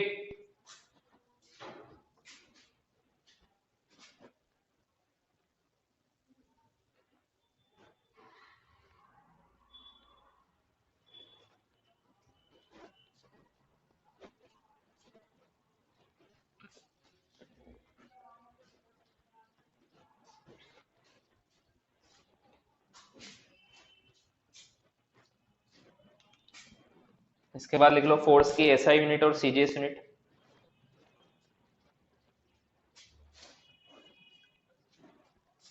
एसआई यूनिट क्या होती है फोर्स की?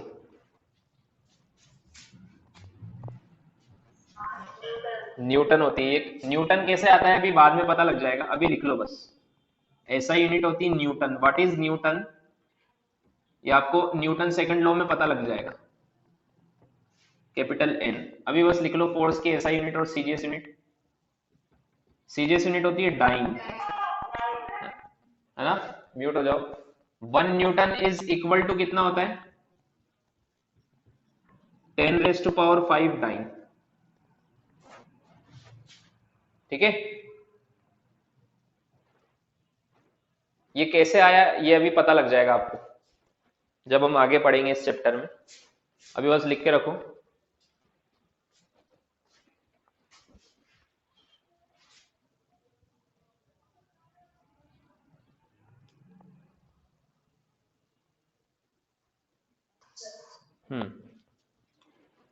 अब लिखो types of force. SI unit newton और CGS unit dyne. SI unit newton, SI unit newton और सीजीएस यूनिट डाइन लिख लो। And 1 newton is equal to 10⁵ dyne. बस इतना ही लिखा था। 1 newton is equal to 10⁵ dine.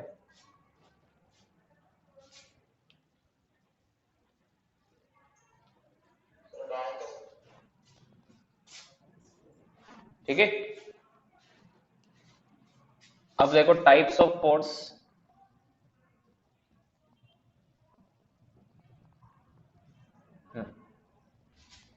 देखो यहां पर हम वो टाइप्स लिखेंगे जो हमें पढ़ना है फिजिक्स में।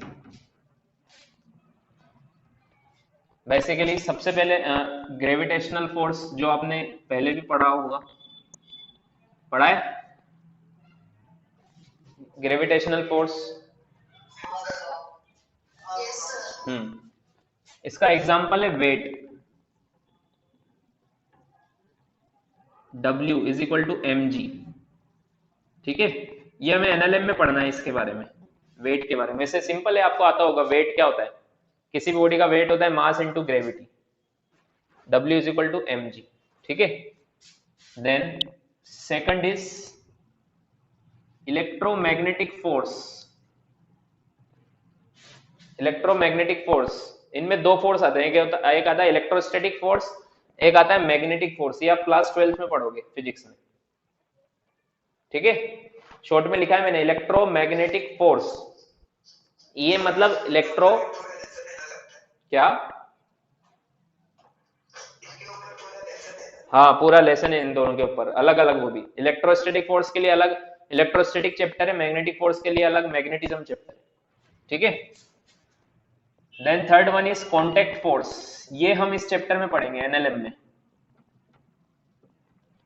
Contact force, contact type of force, ये कौन कौन से होते हैं, ये सब हम पढ़ेंगे एनएलएम चैप्टर में। First one is normal. ये सब क्या होता है अभी लिख लो, बस एक चार्ट बना लो, टेंशन। ठीक है, then spring force and friction.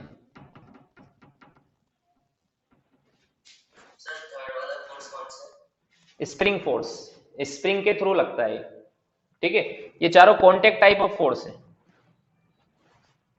ये सब हम इस चैप्टर में पढ़ेंगे एनएलएम में। और ये वेट, ये भी एनएलएम में पढ़ेंगे। ये 5 फोर्स हम इस चैप्टर में पढ़ेंगे। ठीक है, ये वाला हम क्लास 12 में पढ़ोगे तुम लोग, इलेक्ट्रोमैग्नेटिक फोर्स। और एक और न्यूक्लियर फोर्स,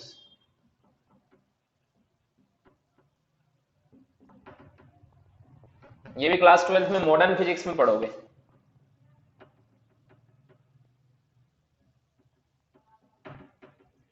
समझ में आया? तो हमें क्या क्या पढ़ना है देखो, हमें फर्स्ट ये वेट पढ़ना है, सेकंड नॉर्मल पढ़ना है, थर्ड टेंशन पढ़ना है, फोर्थ स्प्रिंग फोर्स पढ़ना है, और फिफ्थ फ्रिक्शन पढ़ना है।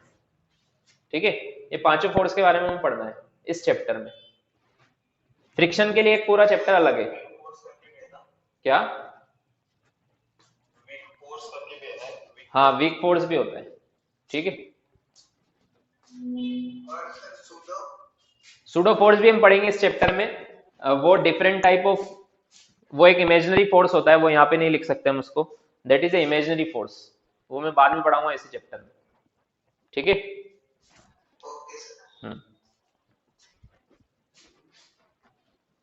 ये सब लिख लो।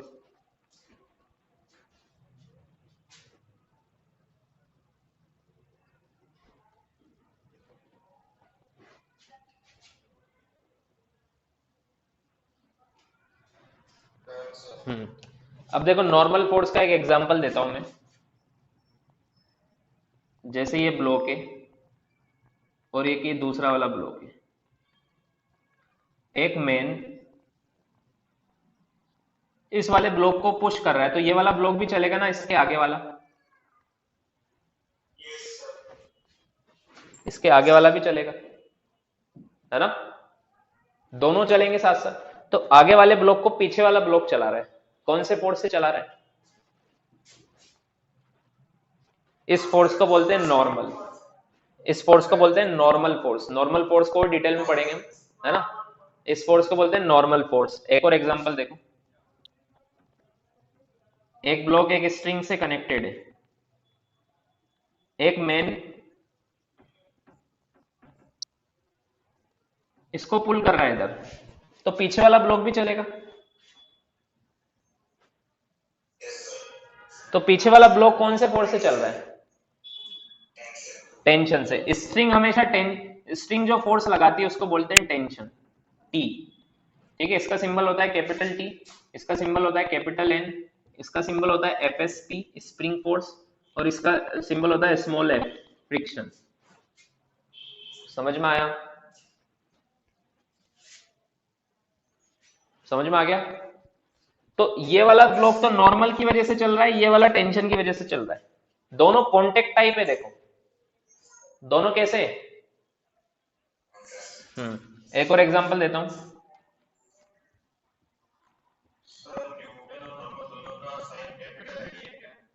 हाँ, न्यूटन तो यूनिट है और नॉर्मल का साइन भी कैपिटल है। जैसे ये ए ब्लॉक है, ये बी ब्लॉक है। मान लो इसको हम फोर्स लगा के खींच रहे हैं इधर, तो बी ब्लॉक भी चलेगा।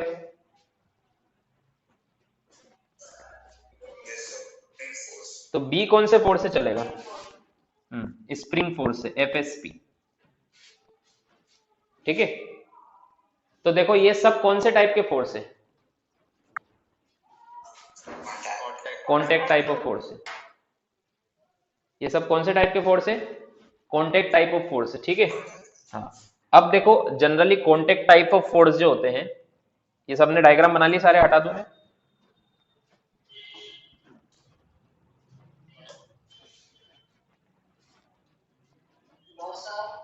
बनाओ।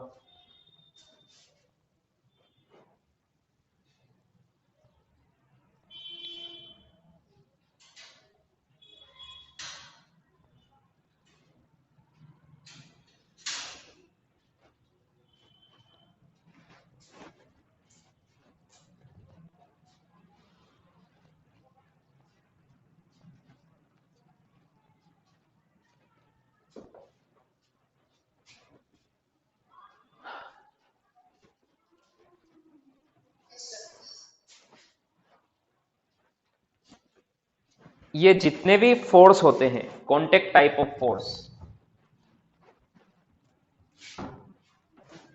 ये जितने भी कॉन्टेक्ट टाइप ऑफ फोर्स होते हैं, ये चारों, ये इलेक्ट्रोमैग्नेटिक इन नेचर होते हैं।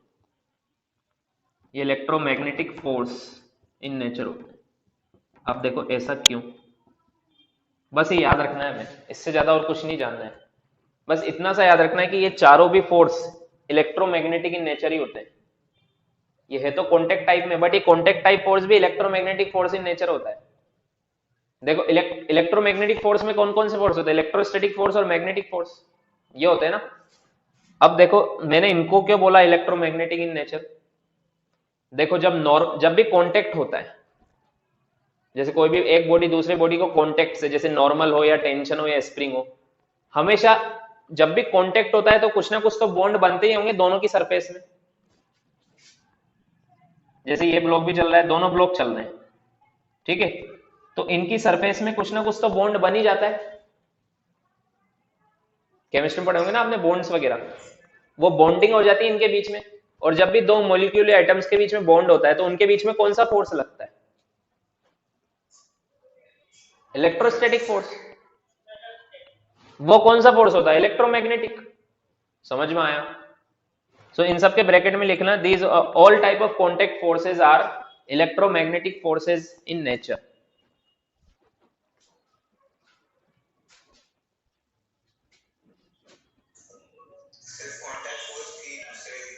नहीं, कॉन्टेक्ट फोर्स, ये ग्रेविटेशनल फोर्स नहीं होगा, ये फील्ड फोर्स है। फील्ड मतलब इनमें कोई कांटेक्ट नहीं होता है, ये दूर से लग जाते हैं। बॉन्ड तो उनमें बनेंगे ना जो कांटेक्ट करेंगे एक दूसरे से।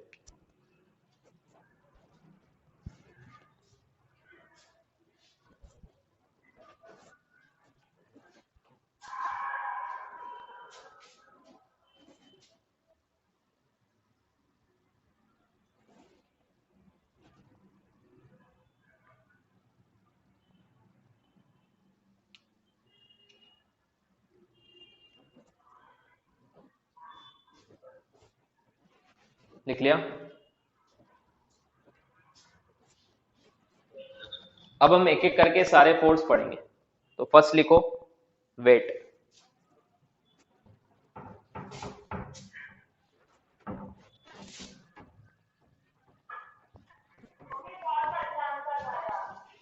फर्स्ट लिखो, म्यूट हो जाओ।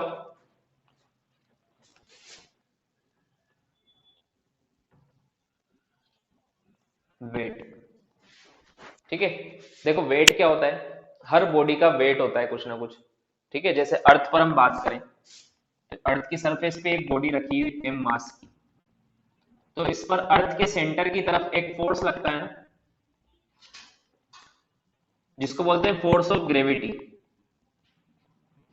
या ग्रेविटेशनल फोर्स। ठीक है, जिसको बोलते हैं फोर्स ऑफ ग्रेविटी या ग्रेविटेशनल फोर्स। समझ में आया? वो इसका वेट होता है। और कितना लगता है? Mass into acceleration due to gravity. तो हर बॉडी का वेट का फॉर्मूला क्या होगा? mg। m is mass of the body into g is the acceleration due to gravity. So weight की डेफिनेशन लिख लो, वेट की डेफिनेशन लिख लो। The weight of an object, the weight of an object is the force of gravity, the weight of an object is the force of gravity by earth towards its center। हाँ आप ये record कर रहे हो क्या? हाँ कर रहा हूँ ना।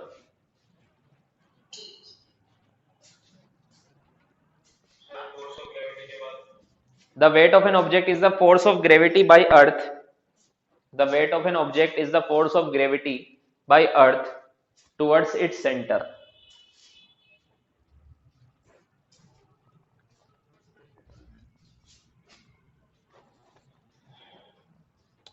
तो मुझे बताओ, वेट एक फोर्स होता है, बताओ ये स्केलर है या वेक्टर है? वेक्टर। लिख लो, it is a vector quantity.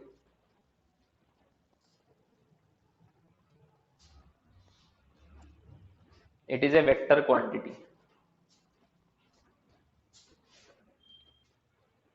लिखा?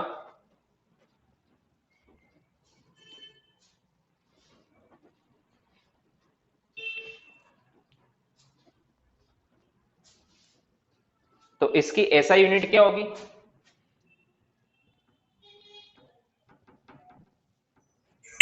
न्यूटन। सीजीएस यूनिट क्या होगी? डाइन। वही जो फोर्स की होगी। लिख लो।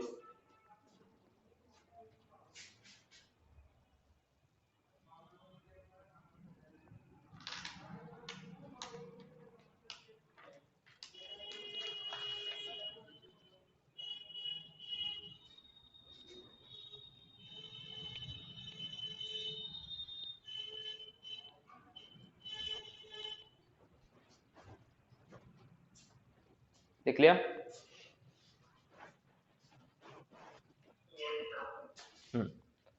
देन सेकंड लिखो, देन लिखो contact forces.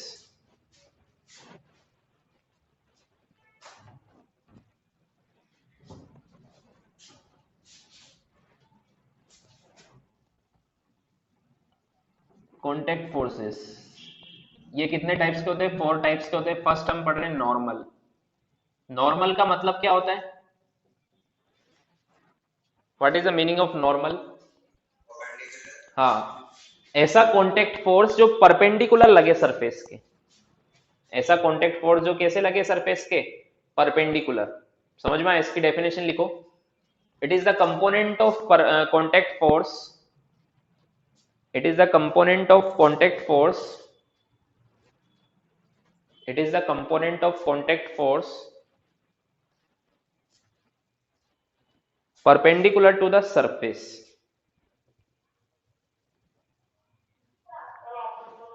it is the component of the contact force, it is the component of the contact force perpendicular to the surface, perpendicular to the surface। देखो इधर, जैसे एक ब्लॉक है m मास का, इसको मैंने ग्राउंड पर रखा हुआ है। m मास का ये ब्लॉक है, इसको मैंने ग्राउंड पर रखा हुआ है। ठीक है, अब देखो इस ब्लॉक पर अगर मैं आपसे पूछूं, बताओ कितने फोर्स लग रहे हैं? अभी ये रेस्ट पर है, तो इस ब्लॉक पर कौन कौन से फोर्स लग रहे हैं वो मुझे शो करना है। समझ में आया? तो ये m मास का ब्लॉक है, मैंने इसको अलग दिखा दिया। अब एक तो फोर्स इस पे लग रहा है mg नीचे, वो तो सभी पे लगता है mg, तो वर्टिकली डाउनवर्ड्स। अब मुझे बताओ ये एक ही फोर्स लग रहा है क्या इस पे? हाँ, एक इसके एग्जैक्टली अपोजिट लग रहा होगा, तभी तो ये बैलेंस, इसको कोई ना कोई तो बैलेंस कर रहा होगा, अदरवाइज ये नीचे चला जाता। हाँ, अगर सिंगल फोर्स, कभी भी सिंगल फोर्स बैलेंस नहीं होता है, उसको बैलेंस करने के लिए कोई एक और लगना चाहिए। तब ये बैलेंस क्यों है? क्योंकि रेस्ट पर है। अगर अनबैलेंस्ड फोर्स मोशन को क्रिएट करते हैं, तो ये मोशन में या रेस्ट में? रेस्ट पर है ना। तो इस पे जितना नीचे फोर्स लग रहा है एक फोर्स, उतना ही इसकी सरफेस पर, ये इसकी सरफेस है, देखो ऐसे लग रहा होगा, उसको बोलेंगे हम नॉर्मली। देखो परपेंडिकुलर लग रहा है ना इसकी सरफेस के, इसकी सरफेस के परपेंडिकुलर लग रहा है ना, तो इसको बोलते हैं नॉर्मल। ऐसा फोर्स जब सरफेस के परपेंडिकुलर लगता है, कॉन्टेक्ट टाइप का होता है। मुझे बताओ ये mg कॉन्टेक्ट टाइप है क्या?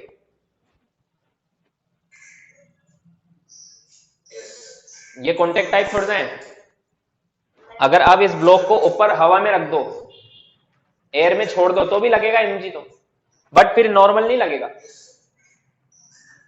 ये नॉर्मल जब ये ग्राउंड पे आएगा तभी लगेगा। समझ में आया? तो इस केस में नॉर्मल कितना हो जाएगा? mg, तभी तो बैलेंस होगा।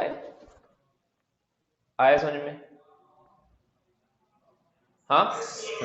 अब देखो नॉर्मल से हमें एक और चीज पता लगती है, फिर से समझाता हूं।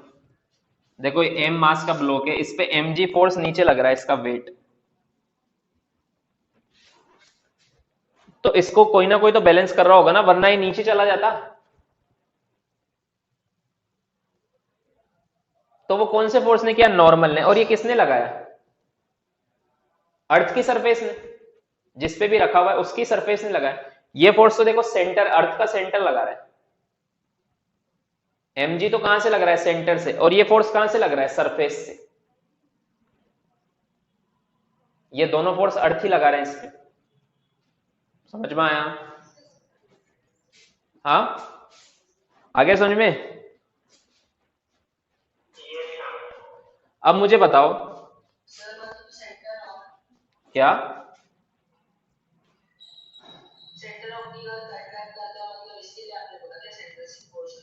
हाँ, ग्रेविटेशनल फोर्स हमेशा सेंटर से ही लगते हैं। जो ग्रेविटेशनल फोर्स होते हैं ना, वो हमेशा कहां से लगते हैं? सेंटर टू सेंटर लगते हैं। अर्थ जो हम पे फोर्स लगाता है ना, जिसे हम वेट बोलते हैं, वो उसके सेंटर से अट्रैक्टेड है। ठीक है। और ये नॉर्मल तो हमेशा सरफेस टू सरफेस लगता है। नॉर्मल कहां से लगता है? Because it is A contact type of force. ये सरफेस पे लगेगा। अगर मान लो इस ब्लॉक को मैं इसे एयर में रख दूं, तो अब इसमें सिर्फ एक ही फोर्स लग सकता है, वो है mg। अब और कोई फोर्स नहीं लग सकता, तो इस फोर्स की वजह से नीचे आएगा। समझ में आया? और ग्राउंड पे आएगा, ग्राउंड पे आते ही नॉर्मल लग जाएगा, तो दोनों बैलेंस हो जाएंगे, रेस्ट पर आ जाएगा। फिर ये आया समझ में? अब देखो ये नॉर्मल हमें और क्या बताता है। मान लो ये मास, मान लो मास 2 kg है, तो नॉर्मल हो जाएगा 20 न्यूटन। जी को मैं 10 ले रहा हूं, है ना। मान लो मास 5 kg है, तो नॉर्मल हो जाएगा 50 न्यूटन। समझ में आया? जैसे मान लो मैंने एक हाथ पे एक ब्लॉक रखा हुआ है, ये ब्लॉक है, ठीक है ये, तो क्या ये ब्लॉक और मेरे हाथ की सरफेस दोनों भी एक दूसरे को नॉर्मल लगा रहे हैं, नहीं लगा रहे? ये ब्लॉक मेरे हाथ पे नॉर्मल लगा रहा है, नहीं लगा रहा है? नॉर्मल मतलब परपेंडिकुलर फोर्स लगा रहा है, नहीं लगा रहा है? मेरे हाथ पर लगा रहा है ना, मेरा हाथ भी इस पे लगा रहा है, दोनों कॉन्टेक्ट फोर्स लगा रहे हैं ना एक दूसरे को। तो ये नॉर्मल फोर्स से हमें कैसे निकालते हैं? समझ में आया? जैसे इस केस में n = mg आया, आगे और सीखेंगे मैग्नीट्यूड निकालना है इसका, ठीक है। सो नॉर्मल फोर्स हमें एक और चीज क्या बताता है जो मैं समझाने का ट्राई कर रहा हूं। मान लो मैंने बोला मेरे हाथ पर 20 न्यूटन का नॉर्मल लग रहा है, ठीक है। फिर मैंने बोला मेरे हाथ पर नॉर्मल 200 न्यूटन का हो गया। समझ में आया मैंने क्या बोला? तो नॉर्मल ज्यादा होने का मतलब क्या है? नॉर्मल ज्यादा होने का मतलब है, जैसे मान लो एक और एग्जांपल देखो,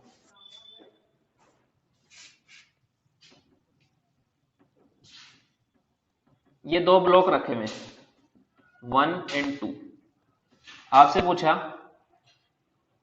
find normal between 1 and 2।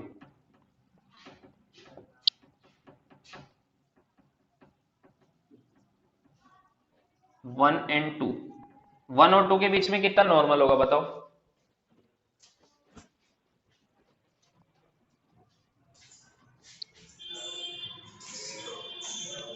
Zero होगा इसमें नॉर्मल। क्यों? ये दोनों तो एक दूसरे के साइड बाई साइड रखे हुए हैं। जैसे मान लो मेरे साइड में एक और कोई खड़ा हुआ है जस्ट बिल्कुल पास पास, तो हम दोनों एक दूसरे को पुश कर रहे हैं क्या? अगर अगर मैं उसके ऊपर खड़ा हो जाऊं तो अलग बात है, मैं उसको पुश करूंगा फिर लगेगा। अगर मैं ये वन को इसके ऊपर रख दूं तो फिर इन दोनों के बीच में नॉर्मल लगेगा, तो ये इसको दबाएगा। समझ में आया? बट साइड बाय साइड रखे हुए तो नॉर्मल लगेगा क्या? नहीं। अब देखो मान लो अगर मैं इन दोनों को ऐसे दबाऊं, दोनों तरफ से ऐसे स्क्वीज करूं, ऐसे दो ब्लॉक रखे हुए दोनों तरफ से दबा रहा हूं, अब उनके बीच में नॉर्मल जीरो है क्या? ऐसे में दबा रहा हूं, अब नॉर्मल जीरो नहीं होगा इस केस में, जितना भी होगा बाद में देखेंगे। समझ में आया? इन दोनों के बीच में नॉर्मल जीरो है, इन दोनों के बीच में नॉर्मल जीरो नहीं है, जितना आप दबाओगे उतना नॉर्मल आएगा। तो नॉर्मल आपको एक और चीज क्या बताता है कि दो सरफेसेस एक दूसरे को कितना प्रेस कर रही है, दोनों सरफेस एक दूसरे को कितना दबा रही है, मतलब कितना प्रेस कर रही है, ये बताता है आपको नॉर्मल। समझ में आया? जैसे इस केस में दोनों सरफेस एक दूसरे को बिल्कुल भी प्रेस नहीं कर रही है, जीरो नॉर्मल है, ठीक है। आया समझ में? तो लिखो इसमें normal measures how strongly normal measures how strongly the surfaces in contact are normal measures how strongly the surfaces in contact are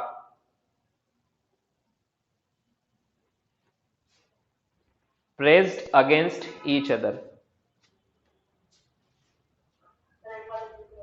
Normal measures how strongly the surfaces in contact are pressed against each other. समझ में आया? जैसे मैंने बोला बताओ कौन सी surface एक दूसरे को ज्यादा प्रेस कर रही है। एक दो सरफेस है जिनके बीच में नॉर्मल है 30 न्यूटन और अनदर टू सरफेस है जिनके बीच में नॉर्मल है 60 न्यूटन। बताओ कौन एक दूसरे को ज्यादा दबा रही है?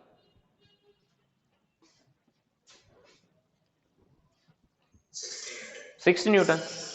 समझ में आया? ये लिख लिया सबने? सिंपल सी बात है। जैसे मान लो मैंने हाँ ये बना लो डायग्राम, ये तो बना लिया था, इसके नीचे वाला फिर से बनाओ, फिर से बनाना है क्या इसके नीचे? वॉइस नहीं आई मुझे, फिर से बना दो। तो अगर मैं एम मास का ब्लॉक पर कितने फोर्स लग रहे हैं दिखाऊं तो एक तो mg नीचे लग रहा होगा, एक नॉर्मल ऊपर लग रहा होगा। ये बनाया था मैंने, नॉर्मल इक्वल टू mg होगा, है ना? बना लो।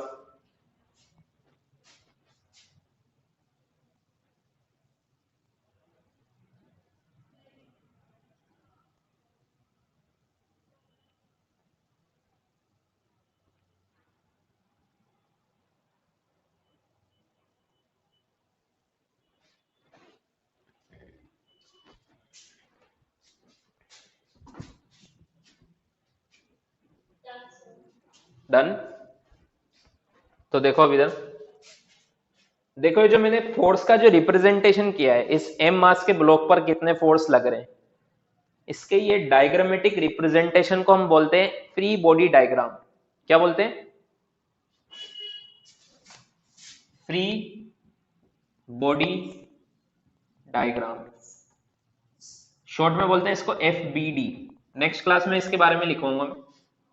फ्री बॉडी डायग्राम का मतलब क्या होता है कि किसी भी बॉडी पर कितने फोर्स लग रहे हैं वो रिप्रेजेंट करना पेपर पर, ठीक है, ऑन पेपर किसी भी बॉडी पर कितने फोर्स लग रहे हैं उसको रिप्रेजेंट करना, उसको शो करना।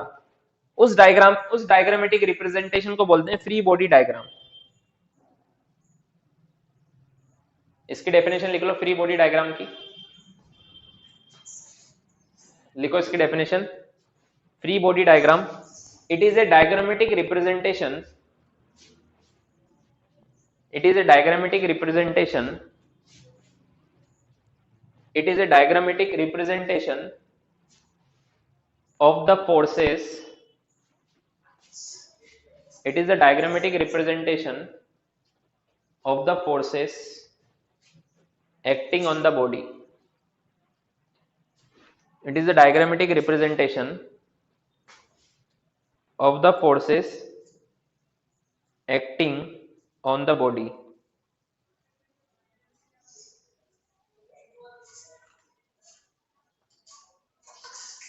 समझ में आ गया सबको? ठीक है। सो ये हमने जो बनाया है ये फ्री बॉडी डायग्राम ही बनाया मैंने। ये जो ऊपर एग्जांपल है ना, m मास के ब्लॉक पर कितने फोर्स लग रहे हैं, एक mg नीचे लग रहा है, एक नॉर्मल ऊपर लग रहा है। This is a free body diagram of m mass of block. समझ में आया? ऐसे और भी एग्जांपल मैं दूंगा कि इसका फ्री बॉडी डायग्राम बनाओ, इसका फ्री बॉडी डायग्राम बनाओ, नेक्स्ट क्लास में करेगा। ठीक है, अभी इतना लिख लो। हो गया सर। Done sir. ओके चलो। सर